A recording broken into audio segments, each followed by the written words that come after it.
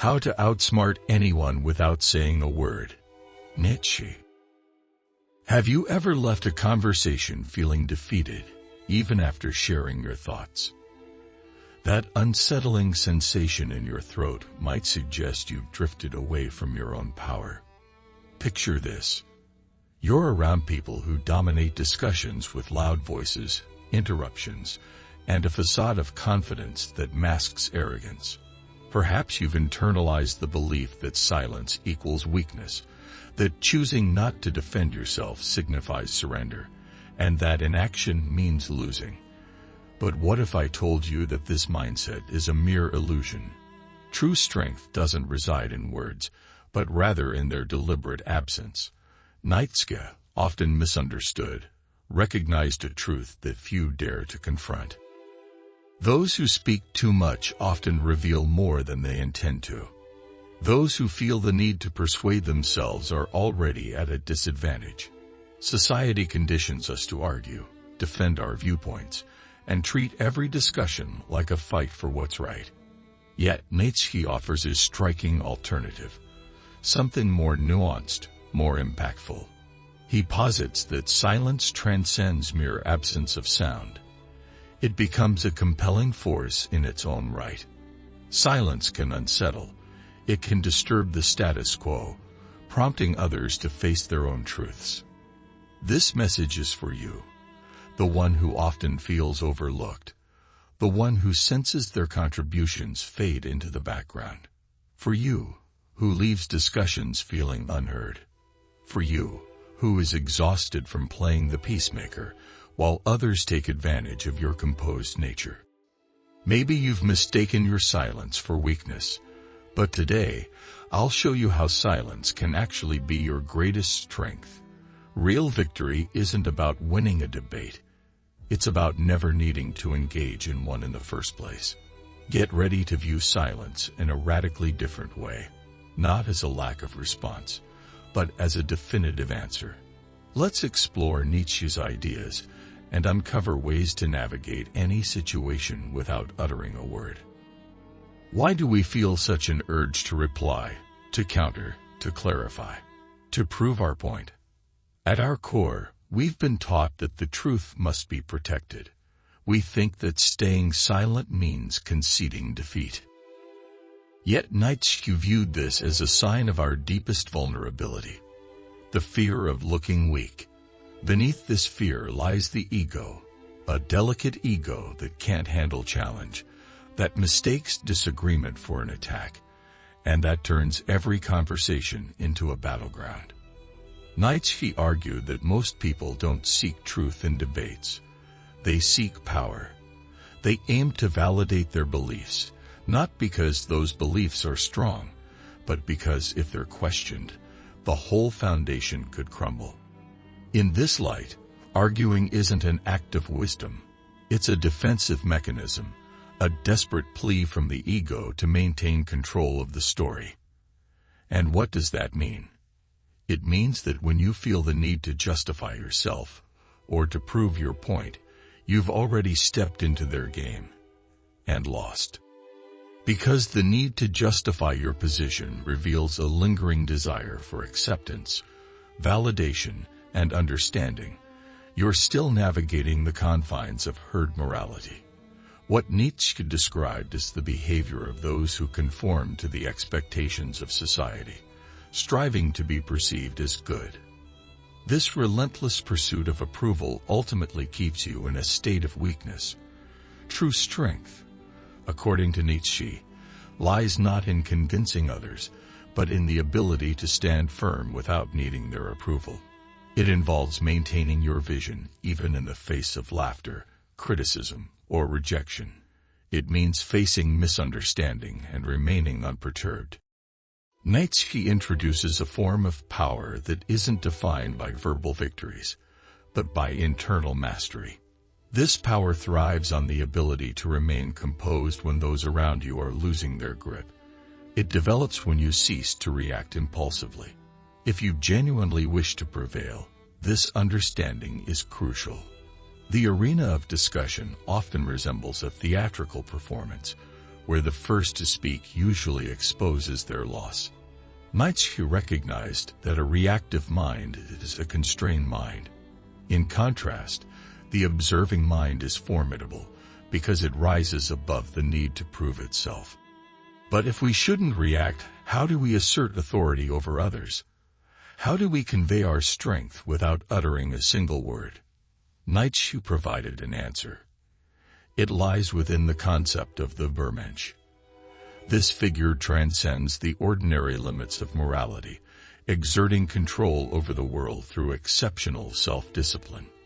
In the following section, we will delve into this archetype and uncover how it utilizes silence strategically as a weapon of authority. Are you prepared for this next level? Because from this point forward, silence will begin to resonate. If this resonates with you, consider supporting us by clicking the subscribe button. Thank you for your continued support. Nietzsche's writing was never intended for the faint-hearted. It was aimed at those brave enough to introspect, confront their own despair, and transform it into strength. For him, the average person is ensnared by conventions, moralism, and the longing for applause. In stark contrast, the Übermensch symbolizes a different kind of existence, rare, formidable, and liberated. The Übermensch, or Overman, doesn't simply react to the world around him. He actively sculpts it to reflect his vision. What's truly remarkable is that he often accomplishes this in profound silence. Engaging in debates is beneath him. He steers clear of petty emotional tactics. Instead, he observes with intent, understands deeply, and carefully decides when to speak, and even more critically, when to stay silent. He recognizes a truth many overlook. Silence itself is a form of expression. It doesn't seek to persuade. Rather, it asserts a commanding presence. The silence of the Übermensch is far from empty. It's a force to be reckoned with, exuding authority and self-control. While others raise their voices, he demands respect through his mere gaze. Instead of explaining, he quietly observes, exposing others' vulnerabilities through his calm demeanor. His silence serves as an unyielding barrier. Those facing him struggle, frantically trying to decipher the mysteries behind his calm exterior. In their desperation, they falter, revealing too much and losing their composure. This silence isn't a sign of weakness. It represents complete mastery over one's own energy and a strategic withholding of power.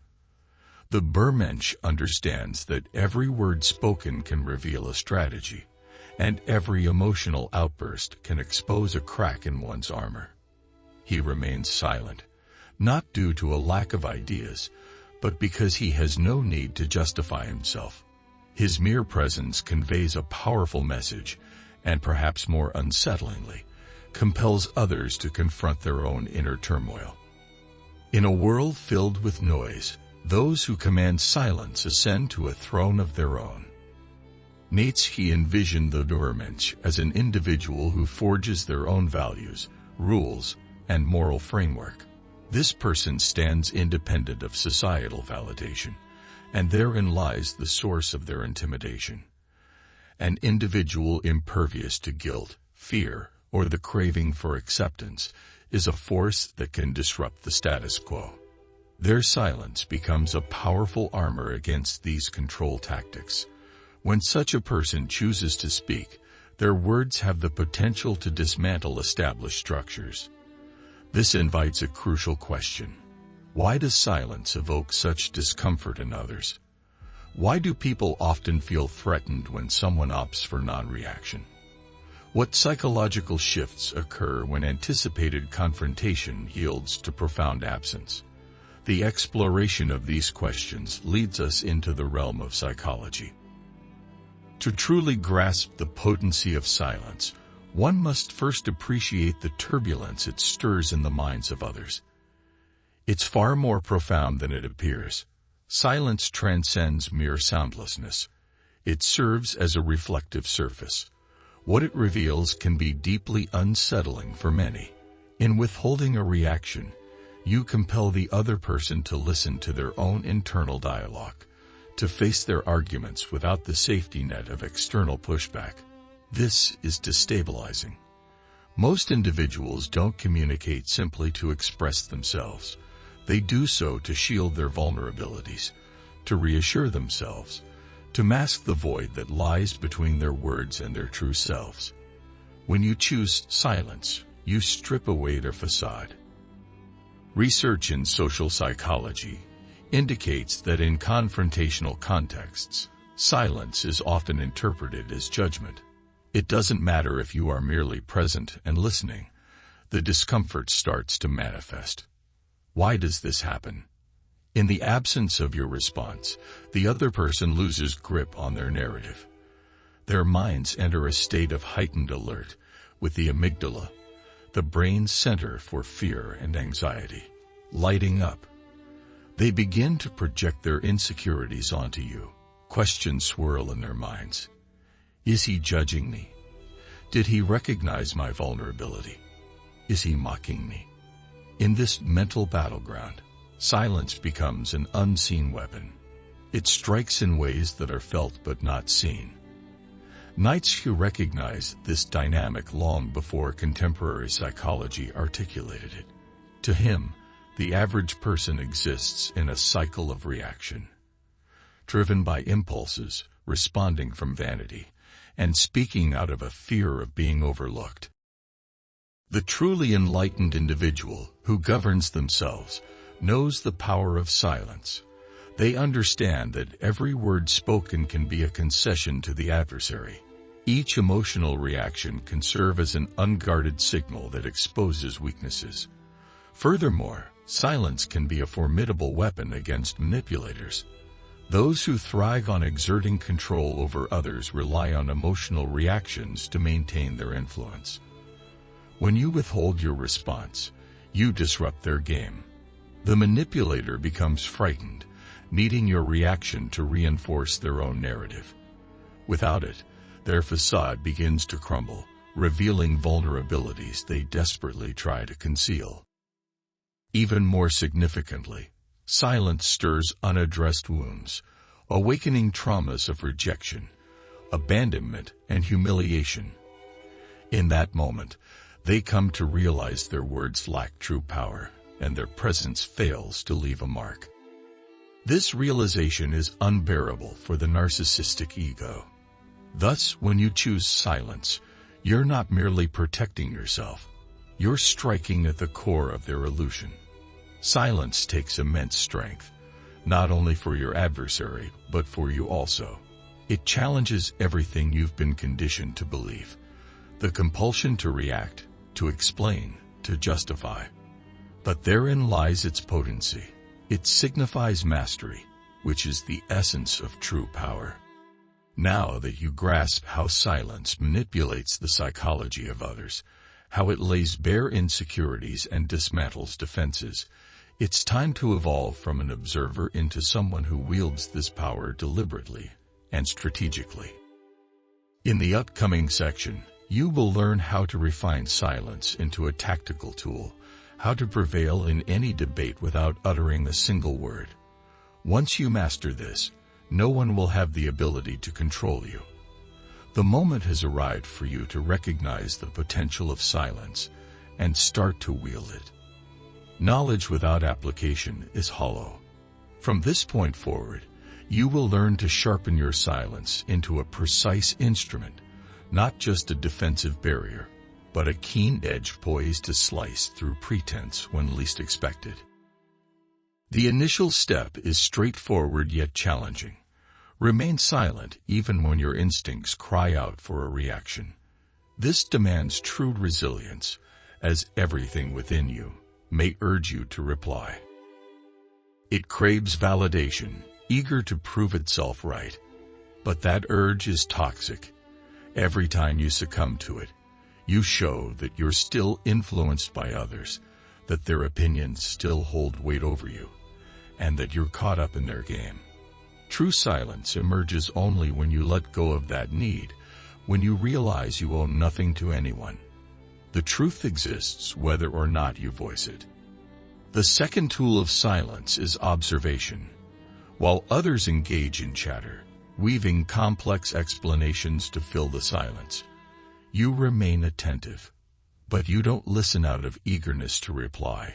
You listen as a hunter does, keenly attuned to the rustle of movement. You can pick up on the fears hidden between their words, the nuanced contradictions, the insecurities that masquerade as confidence. You absorb it all. Because when you choose to speak, if you choose to speak, your words will be precise, emerging from a deep understanding of their emotional landscape. The third tool is time. Learn the power of a prolonged silence. A pause creates tension, and tension equates to power. While the other person waits for your response, their internal world starts to unravel. Discomfort builds.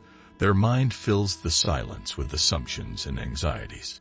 A simple glance from you, accompanied by quiet, can resonate far more than a string of well-crafted sentences. The fourth tool is unpredictability. When you master silence, you cultivate an aura of unpredictability, and this unsettling quality often evokes caution in others. People start to wonder what you might do next. Uncertainty gives them pause, prompting them to tread carefully. They evaluate every word, and in that moment, you flip the dynamics of interaction. Instead of reacting, you become the focal point of the conversation. Here, silence transforms from mere absence into a powerful form of dominance. But tread lightly. Silence shouldn't be confused with passivity. Nietzsche famously rejected weakness. The silence we refer to here is deliberate, charged with purpose. It's not about withholding. It's about preparation. It's a calculated strength that doesn't need to be loud to be felt. When the time is right, after silence has conveyed what it needed, you can break the quiet with a single, impactful statement. This statement should not triumph through volume, but through its truthfulness, depth, and undeniable nature. However, we must address a more nuanced aspect of this. Until now, we've discussed silence as a tool for victory. Yet sometimes, silence relates to emotional survival. There are moments when dialogue goes beyond simple debate. It becomes a mechanism for manipulation, where others may be draining your energy without you realizing it. Every day, you might find yourself losing power in silence. The darkest side of silence isn't merely the absence of words. It's the surrender of self. It begins as a strategy, a way to protect, to avoid conflict, to survive. But over time, silence mutates. It stops being a choice and becomes a symptom, a quiet cry from someone who no longer believes their voice matters. This kind of silence doesn't scream, it sinks. It's the stillness of someone who has relinquished control, who drifts through life not out of peace, but out of disconnection. They aren't calm, they're numb. In the next section, we will illuminate this hidden form of suffering. We'll uncover how silence, once protective, can become the very thing that imprisons us, and what it takes to find your voice again. We will illustrate how you might be unwittingly exploited. While you believe you're sidestepping conflict, someone else could be building their empire on your silence. Nietzsche understood that better than most. What could be more insidious than being silenced? It's when you're conditioned to believe that silence is your sole option, that suppressing your anger, yielding in disputes, and avoiding conflict at all costs is a mark of maturity. That keeping quiet is synonymous with stability. But what if this silence is actually a trap? More often than not, such silence isn't a sign of wisdom. It's disguised submission. What you interpret as peace might be nothing more than your subdued surrender. Have you ever noticed how some take advantage of your calm demeanor, your listening skills, your capacity to overlook issues? and your avoidance of confrontation. They push their ideas, impose their wills, and claim spaces that once belonged to you, and you allow it. You reassure yourself that it's not worth the struggle, that keeping the peace is more valuable, that it's all connected. But at what cost? You're paying dearly for this illusion of tranquility. The worst part, you're being manipulated by those who know you won't resist. Nietzsche spoke of the morality of slaves, a value system created by the weak to survive in a world ruled by the strong. This is a morality steeped in resignation, guilt, and an overabundance of kindness. It's an invisible code designed to suppress you, to make you shrink, to conform, and somehow you feel virtuous while doing so. But Nietzsche did not write for those who simply accept their fate. He wrote for those bold enough to shatter these chains, who recognize their exploitation and choose to stop participating in their own subjugation. When you consent to this internal silence, the kind that stifles you, you surrender your power and become molded by the expectations of others. You lose your identity, becoming what others need you to be. This stands in stark contrast to what Nietzsche termed the will to power. True power isn't about shouting or dominating others. It's about mastering oneself, reclaiming your own narrative, and being free of obligation to anyone. This submissive silence needs to be extinguished, making way for a new, empowering silence. A silence that doesn't yield, that doesn't degrade, that doesn't apologize for simply existing. This is the silence that can shift the dynamics of any situation without uttering a word. This kind of silence is what Nietzsche would honor, the silence of an individual who has taken control of their own life. But how do you achieve this? How do you transition from being controlled to mastering your own presence? How do you eliminate the herd mentality within you and emerge as someone who commands authority even in silence? The answer is embodied in Nietzsche's most powerful concept, the Übermensch.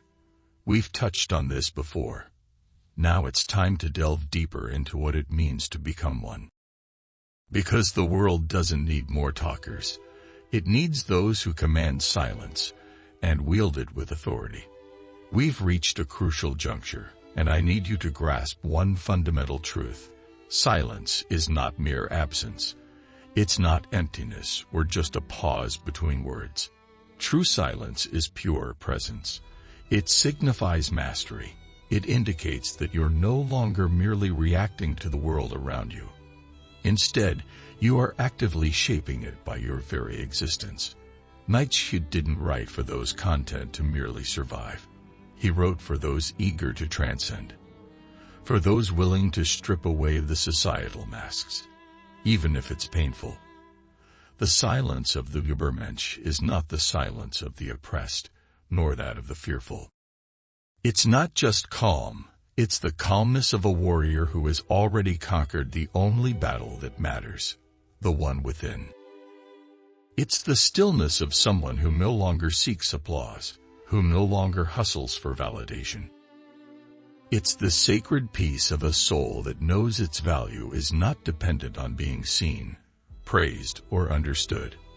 This kind of person walks quietly, not because they are afraid, but because they are anchored. They do not chase approval. They don't flinch when misunderstood. They speak not to be heard, but because truth deserves a voice. Now pause, gently, but honestly, reflect. How many times have you swallowed your truth to make someone else comfortable? How often have you smiled when you were breaking? How many times have you silenced yourself out of fear of conflict, guilt, or the desperate hope that peace could be preserved if only you disappeared a little more? But here's the truth. That kind of silence is not noble. It's self-abandonment dressed in the costume of politeness. As Nietzsche would say, to live in constant self-denial, to walk through life erasing your essence, is to betray the very fire that makes you human. Silence, when chosen, can be strength. But silence, when forced, is a slow death, a betrayal of your voice, your truth, your life. It's time to stop choosing disappearance in the name of peace. Because if peace costs you yourself, it was never peace to begin with.